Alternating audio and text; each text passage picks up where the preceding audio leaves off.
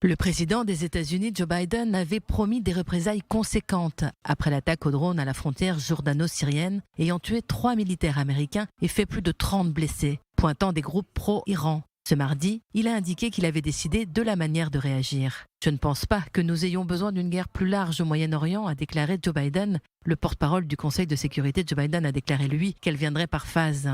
Il est très possible que ce que vous verrez soit une approche à plusieurs niveaux. Pas seulement une seule action, mais potentiellement plusieurs actions sur une période de temps.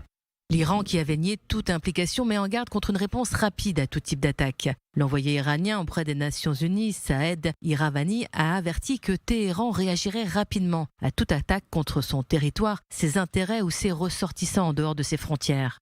Dans le même temps, le Kataïb Hezbollah, qui a revendiqué ces attaques, ont de leur côté annoncé ce mardi suspendre leur opération militaire contre les troupes américaines pour éviter l'embarras du gouvernement irakien. Nous annonçons la suspension de nos opérations militaires et sécuritaires contre les forces d'occupation afin d'épargner tout embarras au gouvernement irakien. Le Pentagone balaie d'un revers de main l'affirmation de la milice irakienne selon laquelle elle cessera d'attaquer les troupes américaines. En ce qui concerne la déclaration qui circule, je ne pense pas que nous puissions être plus clairs sur le fait que nous avons appelé les groupes mandataires iraniens à cesser leurs attaques. Ils ne l'ont pas fait et nous répondrons donc au moment et de la manière de notre choix.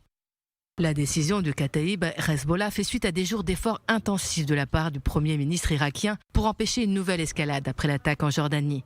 Cependant, si Bagdad a condamné les attaques, il a affirmé que l'escalade régionale se poursuivrait tant que la guerre à Gaza se poursuivrait.